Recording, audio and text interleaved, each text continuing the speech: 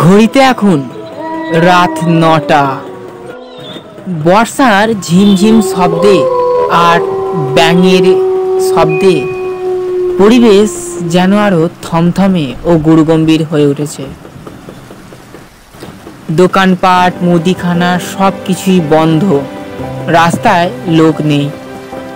খোলা রয়েছে শুধু একটিমাত্র চায়ের দোকান। এমন দুর্যোগময় ভয়ঙ্কর পরিস্থিতিতে চায়ের দোকানে প্রবেশ করলো অনিল, ছাতা মাথায় দিয়ে। ও মন্টুদা, দুটো গরম করে চা দাও তো। বাবু একটু দাঁড়াতে হবে। ধরে আছে, দাঁড়াতে হবে। দেখো তাড়াতাড়ি করো, আর কি বলবো। আর সঙ্গে একটা সিগারেটও দেবে। অবশ্যই অবশ্যই। সিগারেটটা আমি বলতে চাইছি কি দেবো, ফ্লেক দেবো না অন্য কোনো? কেন মাথা খারাপ করছো, দাও না যা পারো বাবা। একে এইদিকে আর এইদিকে কি মুশকিলে বাবা। বাবু বাবু তোমার চা, এ নাও চা দাও। আর এই নাও তোমার সিগারেট। দাও দাও দাও, আমি ধরিয়ে দিচ্ছি। আচ্ছা দাও।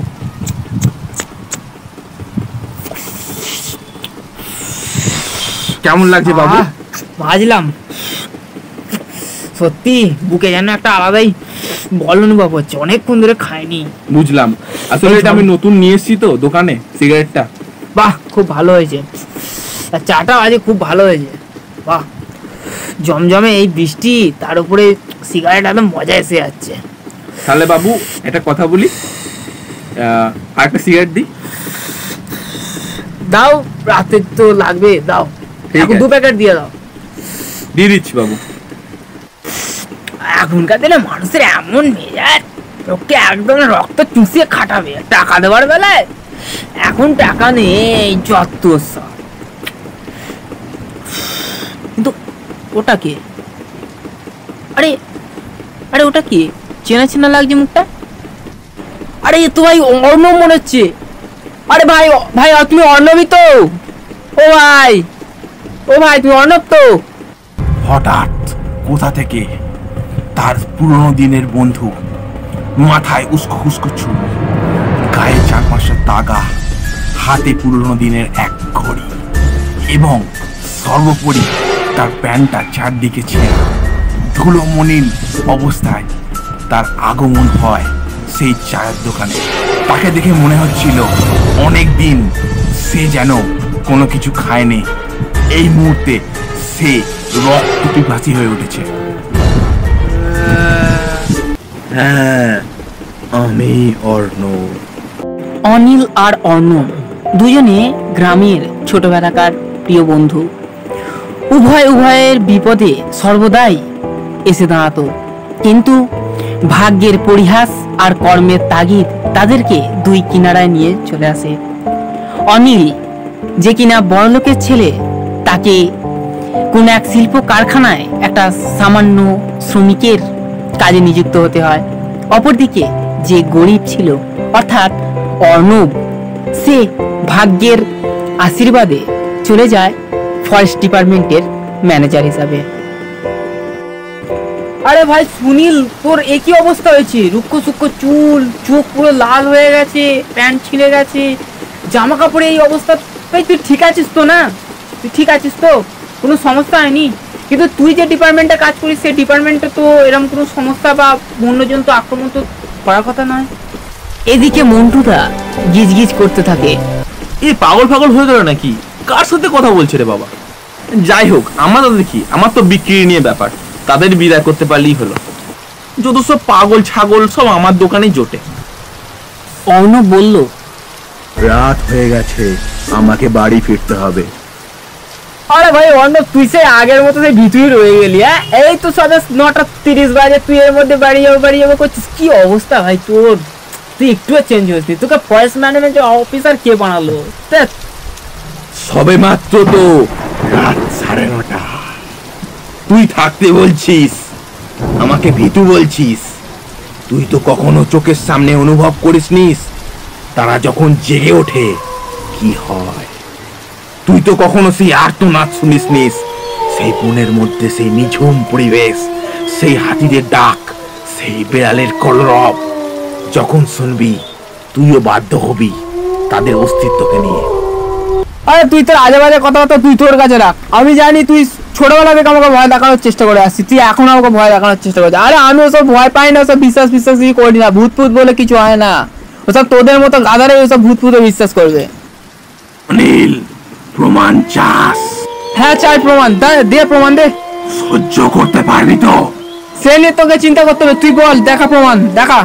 চল আমার সঙ্গে আমার মামা বাড়ি কুশিগঞ্জ। আমি ওসব ভূত ফুত ভয় পাই না, চ তোর কোথায় কি মামার বাড়িতে ভূত আছে, চ আমাকে দেখাবি, চ আমিও ভূতের ষষ্ঠী করে ছাড়বো, চ। কাল ভোর 4টের সময় আমরা কুশিগঞ্জের উদ্দেশ্যে রওনা দেব। ঠিক আছে চ। চল তাহলে কালকে লেকের পাড়ে চলে আসবি 3:45 তোর সাথে আমার। উভয়ের চ্যালেঞ্জকে স্বীকার করে যে যার বাড়ির উদ্দেশ্যে রওনা দেয়। এদিকে চাওলা, আমি জানতাম অনিল ভদ্র ছেলে, কিন্তু অনিল যে মদ খায় সেটা তো জানতাম না। কি করে এটা হয়? অনিল নিজের সঙ্গে নিজে কথা বলছে, আমি নিজের চোখে বিশ্বাস করে উঠতে পারছি না। কার সাথেও কথা বলছিল? কি রে অনিল, যাবি না? হ্যাঁ যাবো বলেই তো, দেখতে পাচ্ছেন না দুটো চোখ আছে তো, যাবো বলেই তো, এই তো কোট প্যান্ট পরেই তো রেডি হয়ে আছি। কিন্তু তোর এই দশা কি?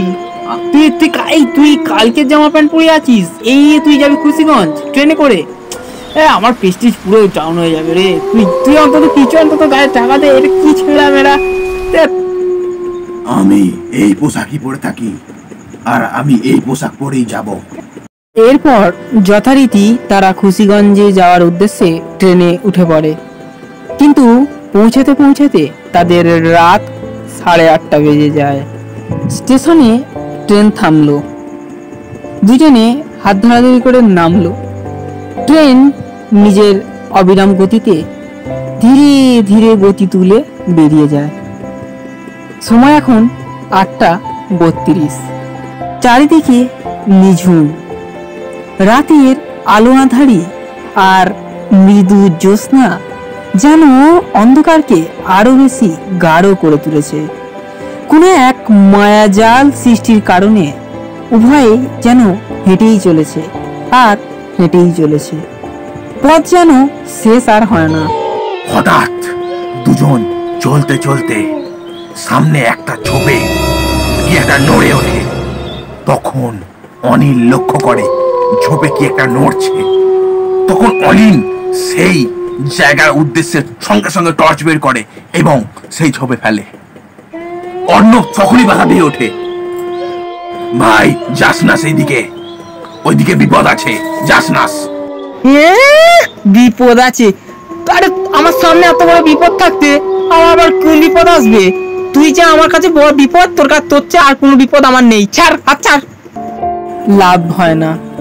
অর্ণবের সমস্ত কথা তুচ্ছ করে অনিল চলে যায় সেই ঝোপে। পর যা অনিল দেখতে পায় সে নিজের চোখকেও বিশ্বাস করে উঠতে পারেনি। প্রথমের দিকে সে দেখতে পায় চারদিকটা শুনশান, একটা কঙ্কাল যার সারা দেহ যেন কেউ খাবলে খাবলে খেয়েছে। অনেক দিনের পুরনো নয়, কিছুদিন হয়েছে, হয়তো খুব জোর হলে 12 থেকে 14 দিন। সেই কঙ্কালের অপমৃত্যু ঘটেছে। চারদিকে হাড়ের জায়গায় বিন্দু বিন্দু রক্ত, চারদিকে রক্তের ছিটা এবং পচা মাংসের গন্ধে পরিবেশটা এক ভৌতিক সৃষ্টি হয়েছে। অনিল অর্ণবকে উদ্দেশ্য করে বলে, আরে ভাই বাহ বাবা, আগে থেকে আমি সব রেডি করে রেখে দিয়েছিস আমাকে ভয় দেখানোর জন্য, বাহ, কিন্তু খুব ভালো করেছিস। কিন্তু সত্যি বলতে আমি একটুও ভয় পাইনি বন্ধু। সঙ্গে করে বিড়ালটাকে আবার কোত্থেকে আনলি রে? মনে হচ্ছে কলকাতা থেকে কিনে আনিস। বা কিউটি। অনিলের চোখ যায় সেই কঙ্কালের হাতে পরানো সেই সুন্দর পুরনো দিনের ঘড়িটার দিকে। মানে মোহিত ভাবে অনিল তাকিয়ে থাকে সেই ঘড়িটার দিকে। বাহ, এত সুন্দর ঘড়ি! এটা তো এই কঙ্কালের হাতে মানাবে না, এটা আমার হাতেই মানাবে। অনিল, তুই লোভী ছিলিস, আজও লোভী আছিস। সে তুই আমায় লোভী বল আর যাই বল ভাই, এই ঘড়ি আমার চাই। সে যাই হোক ভাই, সে ঘড়ি আমি ধুয়ে নিয়ে পড়বো, কিন্তু ঘড়ি আমি নিয়েই ছাড়বো। পচা গন্ধ বেরোক। এই রুমাল চাবার কর। কোনো এক দুর্বার আকর্ষণে অনিল এগিয়ে যায় সেই মৃত ব্যক্তির হাতে থাকা ঘড়িটির দিকে। আর তারপর অর্ণব বলে, তুই জানিস না কোন ঘড়ির দিকে তুই এগোচ্ছিস? এটা তোর মৃত্যুর ঘড়ি, একদম হাত দিস না। আমার কথা শোন অনিল, আমি তোর ভালো চাই। শোন, ঘড়িটায় হাত দেওয়ার সঙ্গে সঙ্গে তোর মৃত্যুর ঘন্টা শুরু হবে। কিসের বন্ধুত্ব? কিসের তুই আমার ভালো চাস? এতদিন ধরে তুই চলে গেলি ফরেস্ট ডিপার্টমেন্টে, আর আমি এত বড় বাড়ির ছেলে হওয়া সত্ত্বেও আমাকে সে লোহাটুকে যেতে হয়েছে। এত পড়াশোনা করার পরেও আমাকে কলকাতায় শেষকালে সেই একটা ছোট্ট একটা জায়গায় আমাকে লোহাটুকার কাজ করতে হয়েছে ভাই। ছি ছি, একটা কারখানায়, ছোট্ট কারখানায় আমাকে দিন রাত এক করে আমাকে খেটে যেতে হয়েছে মাত্র মাত্র 200টা টাকার দিনে বিনিময়। কিসের বন্ধুত্ব তোর? ছি, এমন বন্ধুত্বের ওপর ছি। তুই কোনোদিনই আমাকে বুঝতে পারলি না। তুই হয়তো এটাই ভাবিস যে তুই এত উচ্চ শিক্ষিত হওয়ার পরেও তোকে কেন আমি ফরেস্ট ডিপার্টমেন্টে অফিসার পদে নিযুক্ত করিনি, আমি কেন হয়েছি। তুই সত্যি ঘটনাটা যেদিন জানবি, সত্যি বলছি বন্ধু, তুই নিজের চোখে কেঁদে ফেলবি এবং আমার প্রতিটা কথা তুই মনে করবি। তুই লোভী ছিলিস, আজও লোভী আছিস। যাই হোক, তুই এই ঘড়িটা ছুবি না। আমাকে প্রতিজ্ঞা কর, আমাদের বন্ধুত্বের দিব্যি রইল। চল এখান থেকে চলে যাই, আর যাওয়াটা ঠিক হবে না। দিব্যি দিব্যি দিব্যি আর দিব্যি, বন্ধুত্বের পরীক্ষা, বন্ধুত্বের পরীক্ষা। উফ, হাঁপিয়ে গেছি বন্ধু। এবার এই ঘড়িটা বিক্রি করে আমি হয়তো অনেক টাকার উপার্জন করতে পারতাম, কিন্তু যেহেতু তুই আমার অনেক পুরনো বন্ধু, গ্রামের বন্ধু, তাই আমি ছেড়ে দিলাম। চ, তুই ভি কি याद रखेगा मेरा फ्रेंडशिप। যদিও অনিলের ইচ্ছা ছিল সেই ঘড়িটা নেয়ার প্রতি, কিন্তু অনিলের মনে মনে ভয় হতে শুরু করে, কারণ অর্ণব তার কখনোই কোনো ক্ষতি চায় না। এটা কিন্তু অনিল ভালোভাবেই জানতো। তাই অনিল কথা না বাড়িয়ে দুজনে আবার চলতে শুরু করলো তার এই গন্তব্যস্থল, সেই ভৌতিক স্টেশন, সেই অমানবিক পৈশাচিক স্টেশন, তার উদ্দেশ্যে। মধ্য গগনে চাঁদ, তার ঝিকিমিকি জ্যোৎস্না পড়েছে গাছে। এক মায়াবী বাতাবরণে যেন পরিবেশ থমথমে। এই রকমই জঙ্গলের মধ্যে দিয়ে উভয়ই চলতে চলতে চলে আসে এক ভয়ঙ্কর ভূতুড়ে স্টেশনে, যার নাম জঙ্গলপুর। অনেক নরনারী শিশুরা এই স্টেশনে রেল লাইনে চাপা পড়ে মারা গিয়েছিল। সরকার এই স্টেশনটিকে অবৈধ ঘোষণা করেছে। দুজনে ঠিক করেছিল অর্ণবের মামার বাড়ি যাবে, কিন্তু অর্ণবের মামার বাড়ি আর তাদের যা হলো না। পথে তাদের সঙ্গে সেই কঙ্কালের সাক্ষাৎ ঘটলো। যেহেতু সেই কঙ্কালের সাক্ষাৎ তাদের সঙ্গে ঘটে গেল, তারা আর এগোতে পারলো না। তারা ফিরে যাওয়ার চিন্তা ভাবনা করলো সেই খুশিগঞ্জ স্টেশনে এবং বাড়ির উদ্দেশ্যে তারা রওনা দেওয়ার চিন্তা ভাবনা করলো, কিন্তু খুশিগঞ্জ স্টেশনের বদলে তারা পৌঁছে গেল জঙ্গলপুর স্টেশনে, যেটা অবৈধ এবং নিষিদ্ধ স্টেশন। সরকার ঘোষণা করে দিয়েছিল যেখানে যারা যারা যাবে সেটা নিজের দায়িত্বে, সরকারের কোনো দায়িত্ব নেই। ওই বাপরে, সাবধান ভাই। আরে আরে এটা এটা করতে গেল লিফটটা আবার? কি বাবা, এটা সিঁড়ি ভাঙা সিঁড়ি।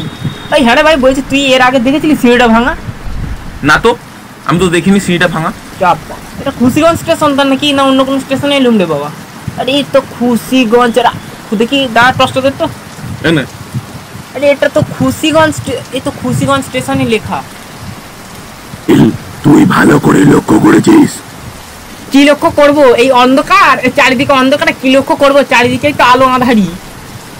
স্টেশনের নামটা ভালো করে লক্ষ্য করেছিস? এই তো স্যার, এই যে টজ মেরে খুশিগঞ্জ, এর বাইরে আর কি দেখবো? রাত বিড়িতে একবারে মামার বাড়িতে কোথায় শ্মশানে নিয়ে এসছে, একদম ইয়ার্কি পাইছিস নাকি? হ্যাঁ, ভালোভাবে লক্ষ্য কর, ওখানে নামটা কি লেখা আছে? আরে এই তো আরে আরে এটা তো জঙ্গল। যা বাবা, দেখি জঙ্গলপুর। এই কি হলো? জঙ্গলপুর। আরে ভাই, এই তো আমি খুশিগঞ্জ দেখলাম। স্টেশনের নামের নিচটা ভালোভাবে লক্ষ্য কর। এই আমার মনে হচ্ছে তুই কোথাও মনে হয় টান্টু মান্টু মেরে যাচ্ছিস, বুঝলি? নিচে কি লেখা আছে? দে টসটা দে একবার। এই নে টর্চ। এই তো জঙ্গলপুর লেখাই আছে। কে লিখে দিয়ে গেছে জানি না। জঙ্গলপুর ভালোভাবে লক্ষ্য কর, একদম নিচের দিকটা। যেদিকে কই কিছু তো নেই। আরে আরে এটা কি লেখা? তুই মরবি। আরে আচ্ছা আচ্ছা আচ্ছা আচ্ছা, বুঝতে পেরেছি। বল, তোরা কতজন মিলে আমি ভয় দেখানোর চিন্তা ভাবনা নিয়েছিস? বল আমাকে, বল। আমার মনে হচ্ছে তোরা অনেকেই রয়েছিস। হ্যাঁ, তোরা আমাকে ভয় দেখানোর জন্য করছিস না? একবার খুশিগঞ্জ থেকে একবারে জঙ্গলপুর, আবার তুই মরবি। আমাকে বোকা পেয়েছে, আমি ভয় পেয়ে যাবো? আমি একটু ভয় না, ভূত বলে কিছু হয় না। প্রদীপের নিচে যেমন অন্ধকার থাকে, ঠিক তেমনি চাঁদের আলো যেন স্টেশনকে স্পর্শ করতে পারছে না। চারিদিকে শুধুই অন্ধকার আর অন্ধকার। কেউ কারোর মুখ পর্যন্ত দেখতে পাচ্ছে না। হাতে মাত্র আলো হিসেবে তাদের একটি মাত্র সম্বল, তা হলো টর্চ। তাও তার যা আলো তার বেশিক্ষণের নয়, ব্যাটারি শেষ। এই মায়াবী পরিস্থিতিতে অনিল লক্ষ্য করে দূরে স্টেশনে একটি যেন আগুন জ্বলছে। অনিল অর্ণবকে বলে ওঠে, আরে ভাই অর্ণব, ওই দেখ ভাই, ওখানে একটা দোকান।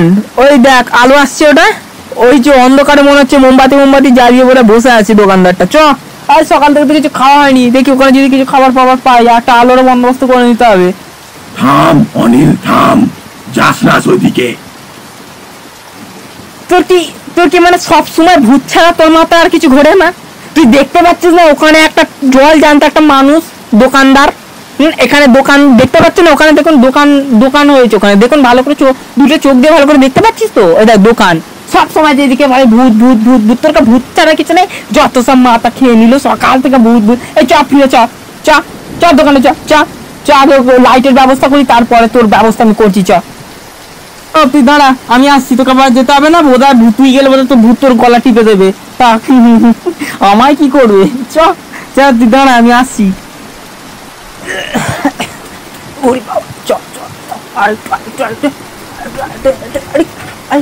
কি হলো? দোকানটা কোথায় গেল রে বাবা? যতই চলে যাচ্ছি আলো পিছিয়ে যাচ্ছে দেখছি। কি হলো? আপনি যাই দেখি। আরে আরে, এটা তো স্টেশনের শেষ অব্দি এসে গেলাম। তাহলে আলোটা কোথায় আসছিল রে বাবা? আরে আলোটা কোথায় গেল? দোকান, আরে কি ব্যাপার?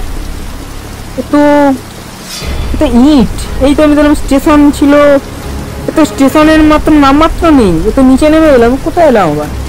হ্যাঁ, যা বাবা, হাঁটতে হাঁটতে আমার নিচে করতে গেলাম। স্টেশন তো উপর দিকে, এই আবার সিঁড়ি করা স্টেশনে ওটা। তাহলে এটা কি মাঠ? যাই হোক বাবা, যাই, উঠে যাই।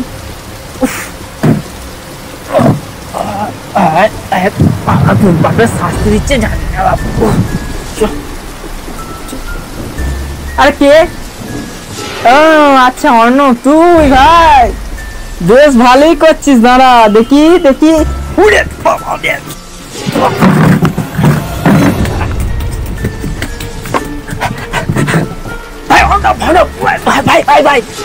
এখান থেকে চল ভাই, এখানে আমার কোথাও ভয় লাগছে, এখানে কিছু অন্য কোনো ব্যাপার আছে ভাই। চল ভাই, তাড়াতাড়ি চ। হঠাৎ অর্ণব হাসতে শুরু করলো। হঠাৎ অনিল তার দৃষ্টি গেল অর্ণবের হাসি এবং অর্ণব কোন দিকে তাকিয়ে আছে সেই দিকে। অনিল অবাক হয়ে গেল। অনিল দেখতে পেল এক বুড়ি মার মতো দেখতে, চারদিকে সাদা ধবধবে চুল, তার গায়ে পরনে সাদা রঙের এক শাড়ি, তার চোখগুলো যেন পুরো সাদা বরফের মতো, তার দাঁতগুলো যেন মনে হচ্ছে ঠিকরে বেরিয়ে আসবে, কোথাও রক্তের ছিটে পড়া দেখা যাচ্ছে, তার শরীরের মধ্যে কিচ্ছু নেই, একদম শুষ্ক রোগা কাঠির মতো। তাকে দেখতে চাঁদের আলো তার গায়ে এসে পড়ছে না। এক কালো আধারের মধ্যে যেন কোনো এক বাচ্চা শিশুর রক্ত গিলে গিলে খাচ্ছে এবং তার হাতে একটা নরগন্ড এদিক থেকে এদিকে সে খেলে চলেছে সেটাকে নিয়ে।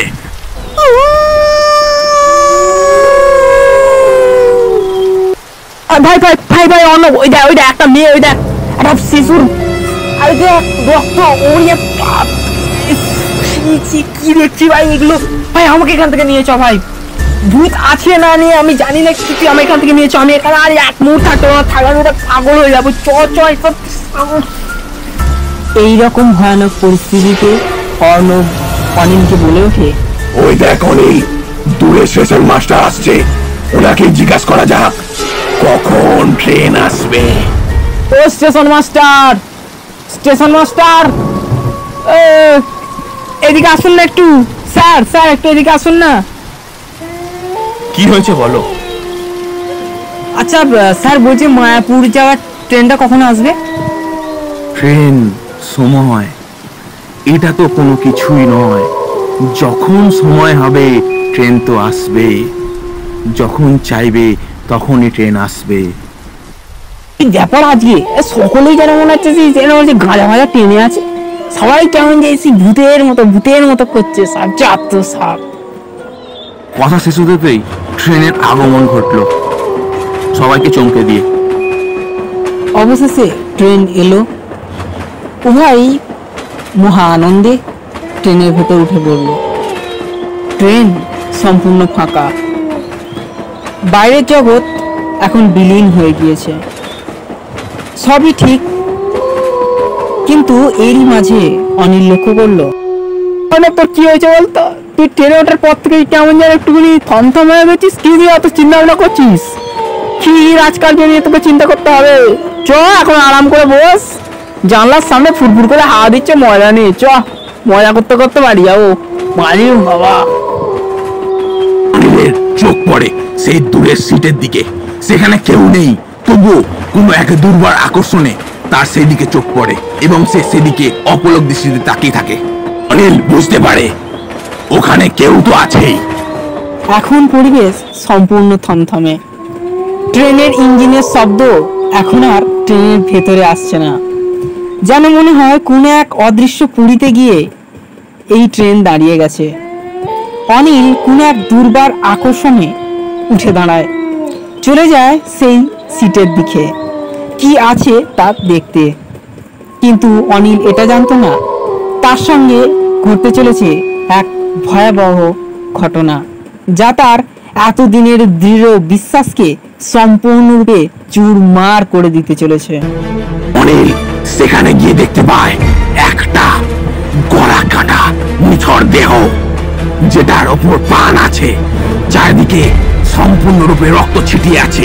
সেটা আস্তে আস্তে আস্তে আস্তে তার দিকে যেন এগিয়ে আসছে। একটা হাত কাটা এবং হাতের সামনে এক দড়া পাঠানো ট্রেনে কাটা পড়া কোনো এক দেহ, যে দেহর দিক দিয়ে চারিদিক দিয়ে বিভিন্ন ধরনের পচা গন্ধ সেই পরিবেশটাকে মোমো সৃষ্টি করে দিয়েছে। অনিল এক মুহূর্ত দেরি না করে ছুটে যায় তার বন্ধু অর্ণবের কাছে। অর্ণব চ, অর্ণব চ, এতদিন তো আমি জানি, এতদিন তো আমি তোকে অপমান করেছি, আমি জানি, বিশ্বাস করি আমি ভূত, কিন্তু আজ আমি নিজের চোখে দেখলাম ভাই। ভগবান বাঁচা বাঁচা। অনিল তৎক্ষণাৎ অজ্ঞান হয়ে পড়ে। তার আগে অর্ণবের দিকে তাকায়, অর্ণব মিটিমিটি হাসছে এবং তার মাথায় হাত বুলিয়ে দিতে থাকে। গল্প এখনো শেষ হয়নি, শুরুতে হবে এবার থেকে। অর্ণব মারা গিয়েছে, কিন্তু অনিল এখনো জীবিত। কেউ আছেন কাকু? ওই তো দূরে একজনকে দেখতে পাচ্ছি। ও কাকু, একবার এদিকে আসুন না। কি হয়েছে তোমার? এরকম অবস্থা তোমার কি করে হলো? ও কাকু, কাকু আপনি আপনি আপনি অর্ণবের বাবা না? বাবা, আমি অর্ণবের বাবা বলছি। কাকু, কাকু আপনি জানেন আপনার ছেলে যখন ঘোর ফেরে তখন সে অর্ণবের বাড়িতে, অর্ণবের বাবা তার মাথায় হাত বুলিয়ে দিচ্ছে। অনিলের জ্ঞান ফিরতে থাকে।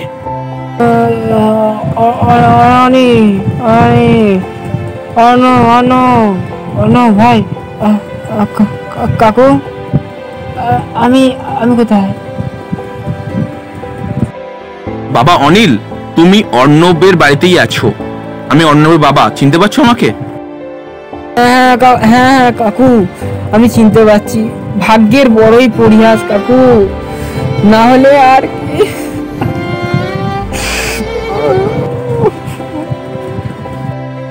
কি হয়েছে তোমার? এরকম অবস্থা তোমার কি করে হলো? তোমাকে জঙ্গলের পথে ওখানে পড়ে থাকতে কেন দেখলাম? তুমি কোথায় গিয়েছিলে? তোমার কি হয়েছে আমাকে বলো সবকিছু খুলে। তোমার মন খারাপ কেন? কাকু, অর্ণব নেই এই পৃথিবীতে, ওরা ওকে মেরে দিয়েছে, কাকু। আমার চোখের সামনে মেরে দিয়েছে। বেচারাটা আমায় বাঁচিয়ে নিজে মরে গেল। আরে বাবা, অর্ণবের শেষ কথাটা শেষ হতে হতেই তার চোখ গেল দেওয়ালের দিকে। অর্ণবের ছবির ওপর মালা টাঙানো। আচ্ছা কাকু, ওটা অর্ণবের ছবি না? হ্যাঁ। ওখানে মালা দেওয়া কেন আছে কাকু? ওখানে মালা দেওয়া কেন? আপনি কি তাহলে এখনই জেনে গেছেন যে অর্ণব নেই? তাহলে কিন্তু আপনি কি করে জানলেন? অনিল বাবা, তুমি কি বলছো? তোমার মাথা ঠিক আছে তো? আরে অর্ণব বেঁচে আছে। কি বলছো? ও তো অনেকদিন আগেই মারা গেছে। তুমি জানো না তাই কথাটা বলছো? তুমি জানো না অর্ণব মারা গেছে ট্রেন দুর্ঘটনাতেই? তোমাকে তো বলিনি সবকিছু। দাঁড়াও বাবা। এতদিন ধরে অনিল তার প্রিয় বন্ধু অর্ণবকে লাঞ্ছনা অপমান করে গিয়েছে। সেই অর্ণব আজ আর নেই। রয়েছে তার ছোটবেলাকার কিছু মুহূর্তের সুন্দর বাতাবরণ সম্পূর্ণ কিছু মুহূর্তের অনুভূতি। না ঝাপসা